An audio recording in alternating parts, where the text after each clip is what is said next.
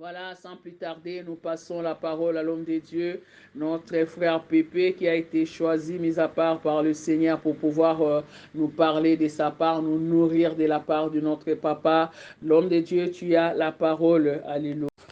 Bonsoir à tous, bonsoir Christ et Seigneur. Je vous salue tous par le nom de notre Seigneur Jésus-Christ. Vraiment, rien un plaisir pour moi d'intervenir à Christ et Seigneur pour la gloire de Dieu. Je dis merci infiniment à Mamani pour les marques de la confiance, de nous confier les plateformes de Christ et Seigneur, de parler de la part de Dieu. Je dis merci à tous les serviteurs de Dieu qui sont connectés, à tous les fidèles. Et ceux-là aussi seraient connectés après. Je vous bénis tous par le nom de notre Seigneur Jésus-Christ. Que la paix et la grâce demeurent dans notre vie, comme jamais auparavant. Alors, sans plus tarder, comme Amani a dit, nous allons prier et commencer. Je prie. Le Tout-Puissant Dieu, le Créateur de toutes choses, le Dieu qui vit à jamais, le Dieu qui est au-dessus de toutes choses, notre Papa, le seul Dieu, le seul Créateur. Sans toi, nous vivons absolument rien. Comme la Bible nous dit, à Jean chapitre 15, verset 5, dernier paragraphe, sans Jésus, vous ne pouvez rien faire. Nous sommes obligés d'être avec toi, selon Jean 15, chapitre 2, car nous avons besoin d'être liés à toi pour que nous aurons la production des fruits. Merci Seigneur de me choisir ce soir de parler de ta part, oindre ma bouche, oindre ma vie, oindre ma connaissance, oindre toutes choses que je vais parler, qui ne soient pas de ma part, mais qui soit ce que tu as préparé de parler à ton peuple. Qui suis-je moi ce soir de s'adresser avec de grandes personnes qui sont connectées? Je suis petit, je ne serai pas en mesure de dire quoi que ce soit. Tu es absent. Si tu es absent, ma grandeur dépend de toi, cher Saint-Esprit de Dieu. Je t'en prie de me remplacer à l'instant même, de communiquer la vie, car tu es l'Esprit éternel, selon Hébreux chapitre 9, verset 14.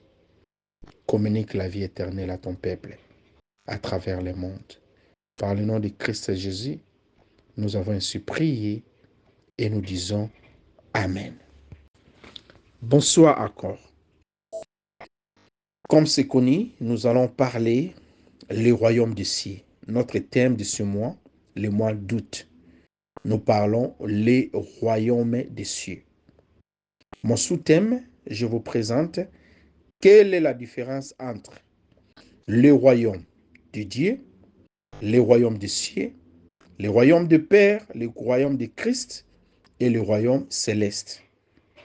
Je prononce 5 royaumes devant moi. Quelle est la différence entre le royaume des cieux, comme thème phare? Moi, je demande aussi, c'est quoi le royaume de Dieu? Quoi le royaume du Père, le royaume de Christ et le royaume céleste? Par la grâce de Dieu, nous allons comprendre. Alors, définition. Nous avons le royaume des cieux. Comment définir le mot royaume? D'abord, si tu sépares les mots là, royaume, ça nous donne des mots. Il y a roi, il y a aussi homme. Or, lorsqu'on parle roi, c'est qui est un roi? Un roi, c'est une personne qui a le pouvoir. Donc, comme un président, comme un gérant, comme un patron, un PDG.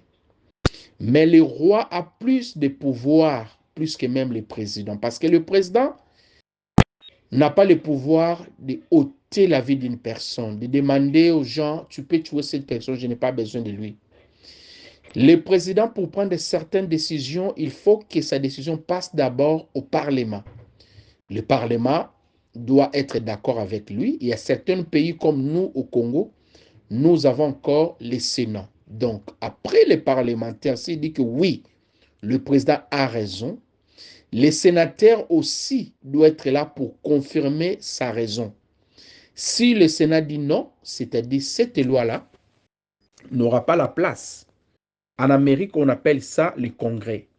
Donc, il y a certaines décisions, le Parlement n'a pas le pouvoir, c'est les congrès qui vont s'asseoir pour faire la décision. Mais le roi, c'est comme un souverain. Le roi n'a pas besoin d'une personne pour faire ce qu'il a besoin. Alors, lorsqu'on parle d'homme, c'est un endroit, c'est une place. Dans le roi Rome, donc c'est-à-dire l'endroit d'un roi.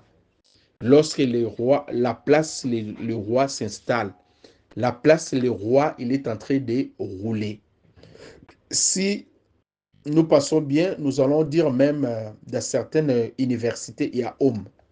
Les étudiants restent dans home. Résidence des étudiants, on appelle ça home, c'est-à-dire l'endroit pour les étudiants. Donc le royaume, c'est un endroit qu'un roi est en train de dominer. Alors, je vais définir tous les 5 mots à la fois avec des preuves dans la Bible. Quelle est la différence entre le royaume des cieux, le royaume de Dieu, le royaume du Père, le royaume du Christ et le royaume céleste? Alors, nous commençons le ciel. Quel est le royaume des cieux? La Bible nous répond à Matthieu chapitre 12, 11, verset 12. La Bible nous dit, depuis les temps de Jean-Baptiste jusqu'à présent, le royaume des cieux est foncé et ce sont les violents qui s'en emparent. Donc ici, le Seigneur Jésus-Christ l'appelait ça librement le royaume des cieux, clairement. Le royaume de Dieu. Lui-même a appelé ça encore le royaume de Dieu. Voici. Luc chapitre 18, verset 24. La Bible nous dit, Jésus voyant qu'il était devenu tout triste, il dit qu'il est difficile à ceux qui ont des richesses d'entrer dans le royaume de Dieu. Luc chapitre 12, verset 24. Donc, c'est-à-dire, c'est Jésus-Christ qui nous parle encore. Il nous parle maintenant à Matthieu chapitre 26, verset 29. Il dit, je vous l'ai dit, je ne boirai plus désormais de ces fruits de la vigne jusqu'au jour où j'en boirai du royaume avec vous dans le royaume. Je m'excuse. Jusqu'au jour où je boirai du nouveau avec vous dans le royaume de mon Père. C'est la troisième fois il a changé, il a appelé ça le royaume des cieux, le royaume de Dieu, le royaume du Père. Alors c'est quoi? Voici Colossiens chapitre 1 verset 13, ça c'est apôtre Paul. Lui il a changé, il a dit, qui nous a délivrés de la puissance de ténèbres, nous a transportés. D'autres versions qui dit, nous a ramenés. Et d'autres versions encore qui dit, qui nous a transformés dans le royaume de son Fils amour. Apôtre Paul n'a pas utilisé le terme de Seigneur Jésus-Christ. Lui, il a appelé ça le royaume de son Fils d'amour. Il a changé encore. Voici ce qu'il nous présente ici. C'est toujours apôtre Paul. Il a dit, et le Seigneur me délivra de toutes œuvres mauvaises, et il me sauvera pour me faire entrer dans son royaume céleste. À lui soit la gloire au siècle des siècles. Amen. 2 Timothée chapitre 4 verset 18. Apôtre Paul a utilisé le royaume de son Fils amour, dont c'est Christ, dans son royaume céleste. Voici les versets bibliques qui nous présentent différentes appellations des mots royaume. Ne vous en faites pas pour écrire des versets bibliques. Après cette intervention, je vais exposer ça, toute la prédication en écrivant tous les versets bibliques. Vous pouvez toutefois se rattraper parce qu'il y a pas mal de versets bibliques. S'il faut vraiment écrire, ça sera compliqué. Vous n'aurez pas le temps d'écouter là. Laissez-les tranquilles. Vous pouvez toutefois voir ce que je vais présenter dans le groupe. Vous pouvez se rattraper. Nous continuons.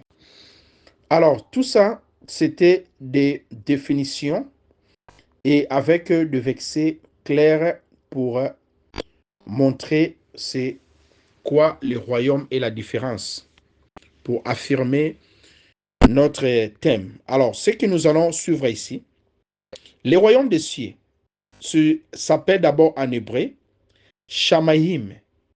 Shamaïm.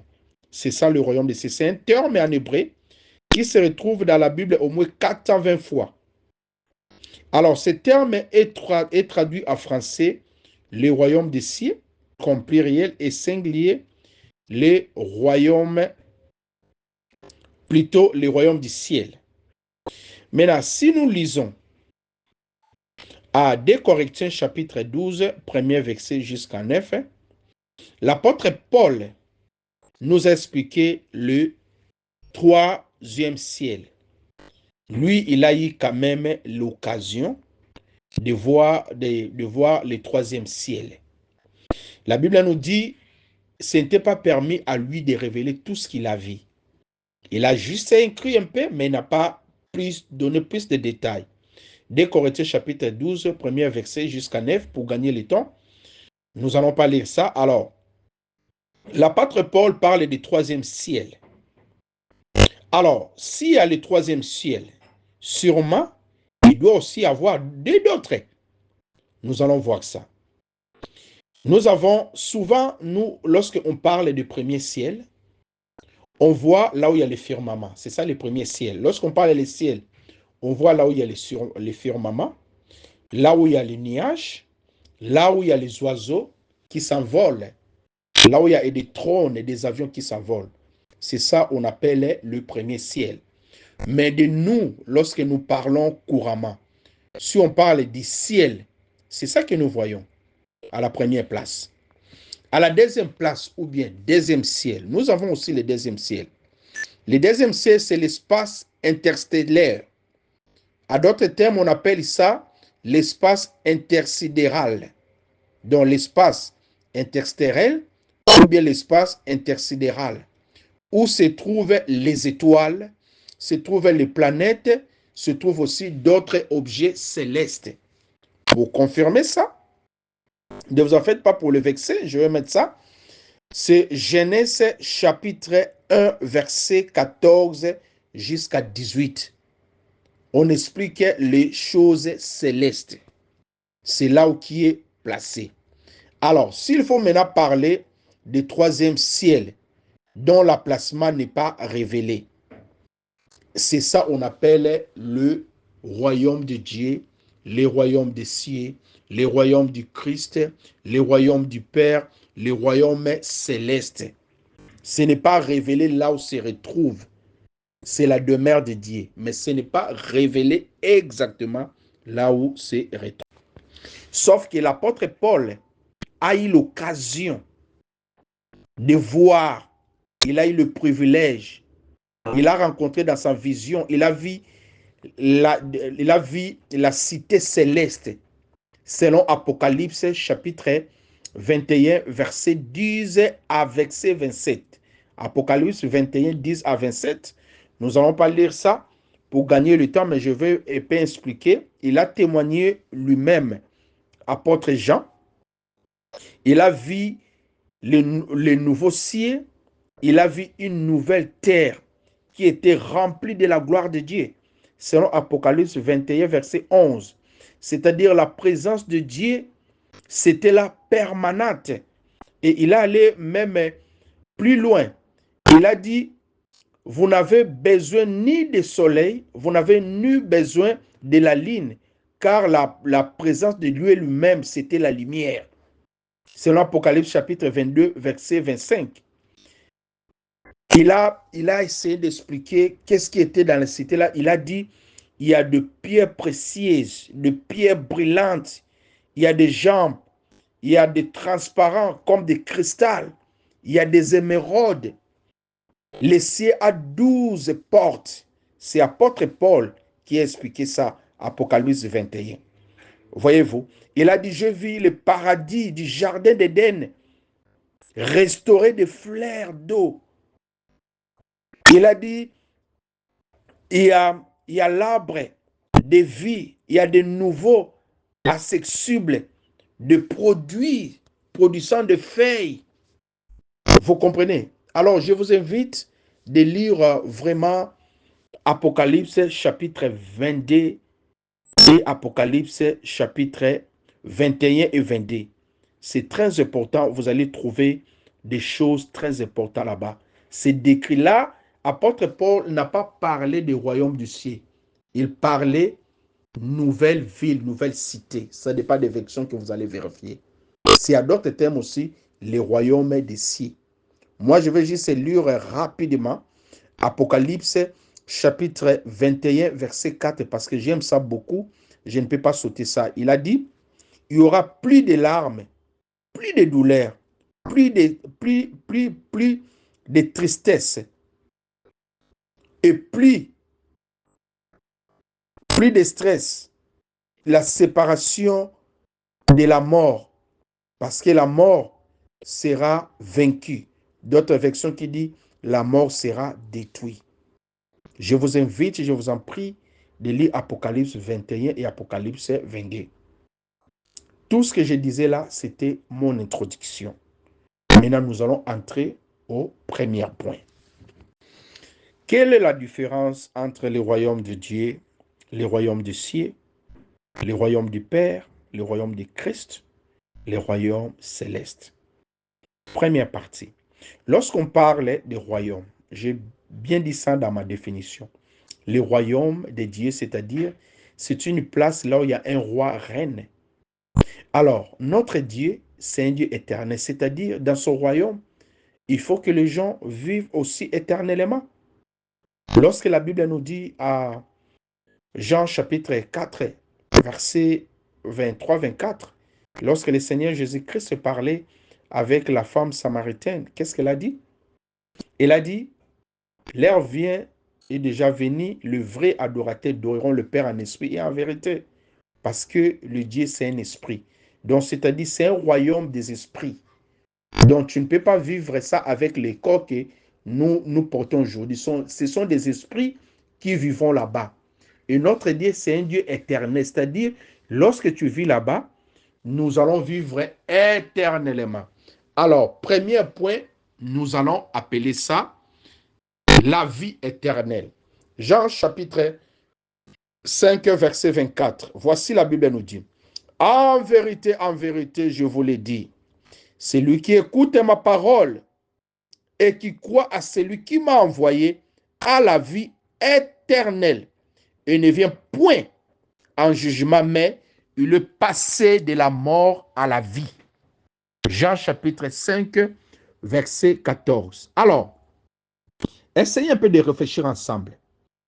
La Bible nous dit à Hébreux chapitre 9, verset 27. Et comme il est réservé aux hommes de mourir une seule fois, après vient le jugement. Ici, Seigneur Jésus-Christ dit que tu crois à lui, tu as la vie éternelle. Pas aura la vie éternelle, hein? A la vie éternelle. Donc, c'est-à-dire, tu crois, Seigneur Jésus-Christ, tu reçois la vie éternelle à l'échange. Donc, nous tous, tels que nous sommes là, si tu as cru à Seigneur Jésus-Christ 10 ans passés, c'est-à-dire, tu as déjà reçu la vie éternelle, ça fait 10 ans. Mais Hébreux 9, 27 nous dit, c'est réservé à nous de mourir une seule fois. Alors, comment une personne qui a la vie éternelle peut mourir? C'est vraiment très simple. Ici, la vie éternelle qu'on parle et que nous avons reçue, c'est la vie spirituelle. Ce n'est pas la vie physique que nous voyons aujourd'hui. Alors, le Seigneur Jésus-Christ parle déjà de la vie éternelle qui est reçue. Chers frères et sœurs dans Christ Seigneur, ce que nous allons savoir, nous, Christ Seigneur, c'est une école. Nous sommes là pour apprendre. Nous sommes là pour apprendre tous. Alors, Seigneur Jésus-Christ faisait l'allusion avec la vie spirituelle. D'abord, ce que nous allons retenir, si on vous pose une seule question, qui est l'homme? C'est simple à répondre. L'homme, c'est un esprit qui a une âme qui réside dans un corps. C'est ça la définition. Donc, qui est l'homme? C'est d'abord l'esprit. C'est ça qui est l'homme. Et cet esprit-là a aussi son âme, mais il vit dans un corps comme enveloppe. Donc, ce n'est pas la vie, le corps que le Seigneur Jésus-Christ parlait. Parce que ce corps peut être détruit anytime. Tuerie d'un balle, le poison des maladies, dont la vie éternelle là reste pour toujours. Maintenant, nous allons lire quelque chose ici rapidement à Ephésiens chapitre 2, verset 4 jusqu'à 9.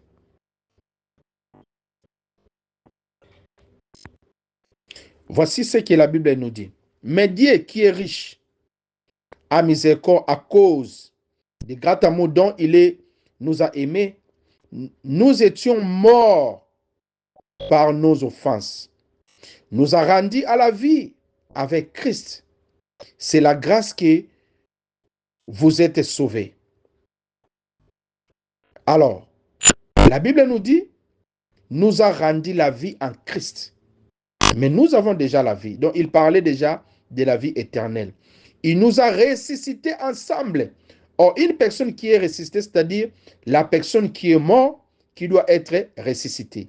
Si on parle de la mort physique, on n'a jamais été mort. Nous sommes là, nous sommes à vie. Donc, on parle de notre vie. Et nous a fait asseoir ensemble dans les lieux célestes. Alléluia. Donc, tel que nous sommes là, nous sommes déjà ensemble avec Jésus-Christ dans le lieu céleste. En Jésus-Christ, afin que de montrer dans les siècles à venir l'infinie richesse de sa grâce par sa bonté. Envers nous en Jésus-Christ. Point. Car c'est par la grâce que vous êtes sauvés, par le moyen de la foi. Et cela ne vient pas de vous, c'est le don de Dieu. Ce n'est point les œuvres afin que personne ne se glorifie. Ephésiens chapitre 4, verset 9, plutôt chapitre 2, verset 9 à 4. Ces versets, c'est vraiment connu. Donc Dieu nous a fait déjà assis dans les lieux célestes en Christ.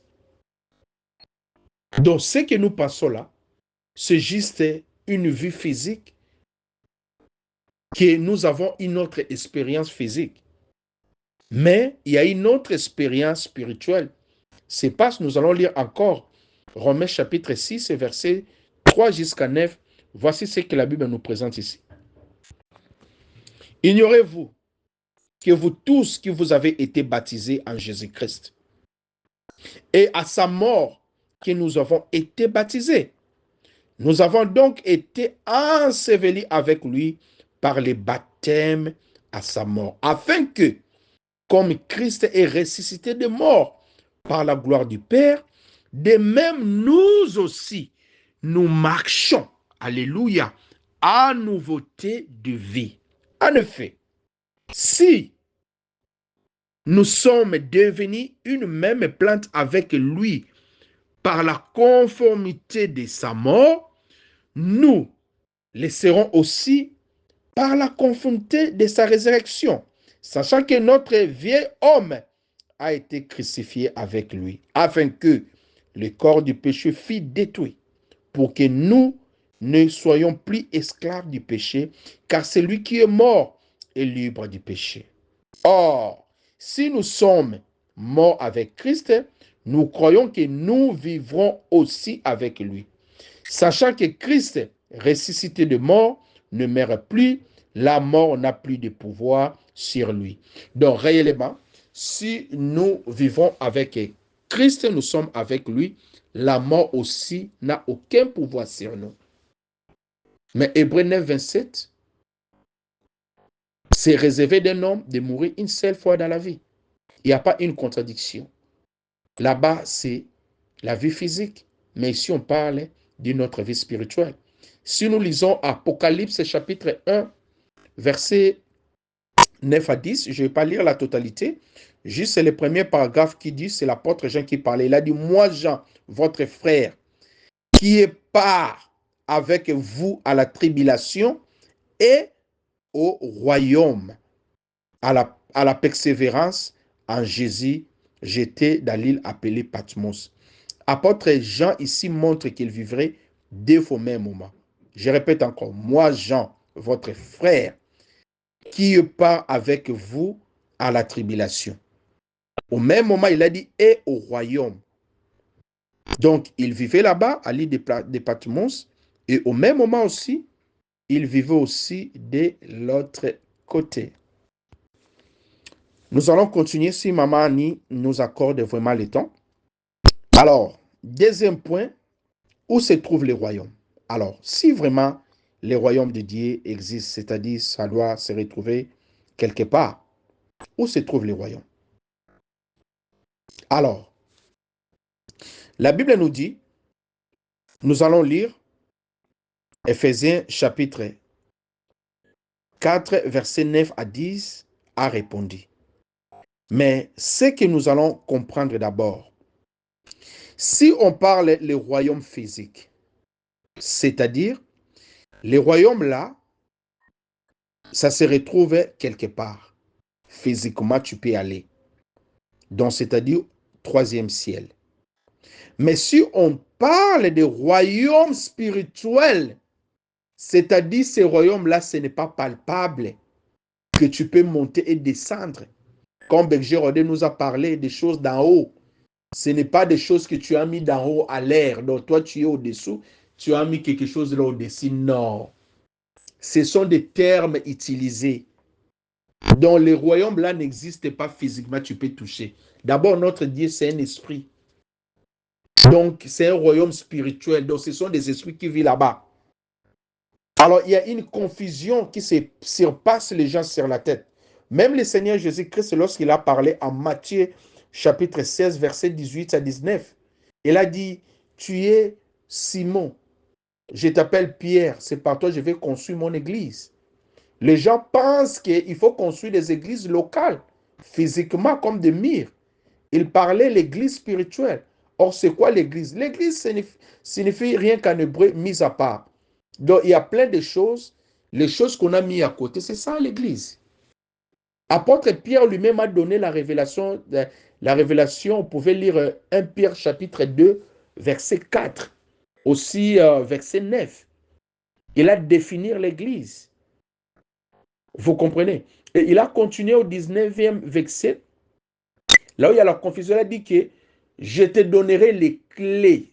Vérifiez dans votre Bible, les clés là, c'est en pluriel. Pour ouvrir les cieux. Les ciels aussi en pluriel. Alors, s'il faut voir les choses là physiques, est-ce que avez-vous vu la place que le Seigneur Jésus-Christ a remis à apôtre Paul les pieds? Les clés plutôt. Il parlait de la parole de Dieu. Il a dit, tout ce que vous liez sur la terre sera lié dans les cieux. Tout ce que vous ouvrez sur la terre sera ouvert dans les cieux. Alors, quelle clé il a lié? C'est pratiquement des choses spirituelles. Alors, avant de lire là-bas, je voulais d'abord expliquer à nous de comprendre, il y a certaines choses, lorsqu'on parle du royaume de Dieu, le royaume du Père, le royaume céleste, ce sont des choses spirituelles. Ce n'est pas palpable. Comme Matthieu chapitre 16, verset 18 à 19. Ce n'est pas des clés. Ce n'est pas des cieux qu'on peut voir. Ce sont des choses spirituelles. Lisons rapidement. Maman, merci pour les 10 minutes de plus. Éphésiens chapitre 4, verset 9 à 10. La Bible nous dit, or, que signifie il est monté, sinon qu'il est aussi descendu dans les régions inférieures de la terre. Celui qui est descendu, c'est le même qui est monté au-dessus de toutes les cieux afin que remplisse toutes choses. Si vous voyez bien cette portion de l'Écriture, la Bible nous dit Seigneur Jésus-Christ a monté au-dessus des cieux. Donc, c'est-à-dire, même Dieu lui-même n'est pas dans les cieux. Il est au-dessus des cieux. Vérifiez dans votre Bible, je vais mettre tous ces passages ici pour la vérification, l'éclairage, la précision. Au-dessus des cieux. Alors, lorsqu'on dit il a monté dans les régions supérieures, il a descendu dans les régions inférieures. Ça montre clairement, là où on appelle le royaume du ciel est plus efficace, plus valorisé, plus supérieur par rapport à notre région. Ce n'est pas des escaliers qu'il a montés ou bien des escaliers qu'il a descendus dans les régions inférieures. Même c'était Étienne, lorsqu'on le tuait, il regardait dans la Bible nous dit en acte, il regardait le ciel, il voyait le royaume. Ce n'était pas quelque chose qui est monté, non. C'était quelque chose qui peut voir qui est supérieur dans dans les régions que nous sommes. Vous comprenez? Alors, si nous lisons à 2 Chroniques, chapitre 2, versets 6 à 18, la Bible nous dit les cieux des cieux. Je dis bien, les cieux en pluriel, des cieux encore en pluriel. Si je ne sais pas combien de cieux qui est cité, ne peut pas contenir notre Dieu. Alors, si on dit Dieu, il est dans les cieux, ça montre qu'il est juste dans une région qui est supérieure à notre région. Ce n'est pas un endroit. Vous comprenez? Ce n'est pas un endroit. Même le Seigneur Jésus-Christ, lorsqu'il a parlé à Matthieu chapitre 6, verset 9, il a dit notre Père qui est aux cieux. Maintenant, il y a les gens qui disent notre Père qui est dans les cieux. Alors, lorsqu'on dit qui est aux cieux, c'est-à-dire, il y a les cieux, toi tu es au-dessus des cieux. Mais il y a d'autres versions qui disent notre Père qui est dans les cieux.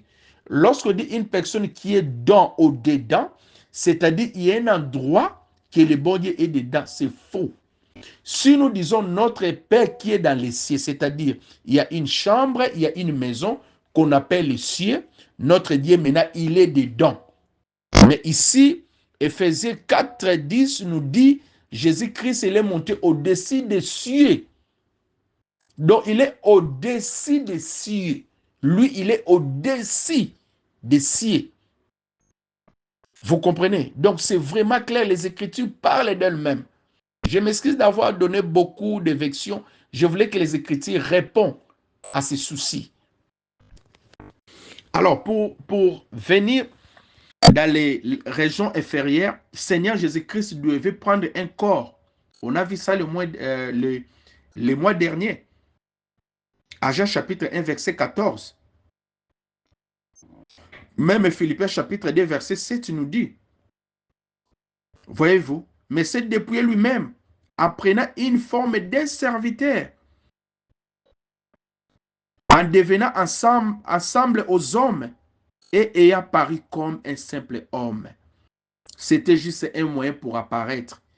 Il est tellement dans les régions supérieures, pour descendre dans ces régions inférieures, il faut qu'il prenne un corps pour que nous le voyions. C'est la même chose, même Moïse a dit que fais-moi connaître ta gloire.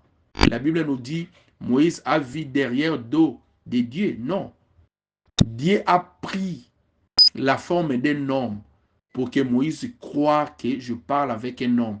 Je parle avec une divinité. Je parle avec un esprit. Ce n'est pas le vent qui parle. Donc, le bon Dieu a juste simplifié les choses. Il a pris la forme d'un homme. Ce n'est pas vraiment un homme physique que tu peux le voir. Et ce que nous allons retenir, hein, chers frères et sœurs, j'insiste, Christ est Seigneur, c'est école pour nous. Dieu peut prendre n'importe quelle forme.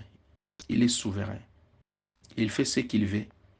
Mais les hommes ne peuvent pas prendre n'importe quelle forme. Un homme ne peut pas se faire Dieu. C'est impossible. Mais Dieu peut se faire homme. Il a monté ça avec Moïse. Si on parle de Messéchedek, si on parle de Jésus-Christ, il est souverain. Il peut faire tout ce qu'il veut. Troisième point, je ne pense pas vraiment j'aurai le temps de faire le troisième point. Maman Annie m'a accordé rien que 2 minutes de plus, je ne vais pas abuser. Chers frères et sœurs, je m'arrête par ici pour ne pas abuser mon 10 minutes de plus. Maman Annie, je vous remercie suffisamment. Avec les 10 minutes de plus, j'ai le troisième point.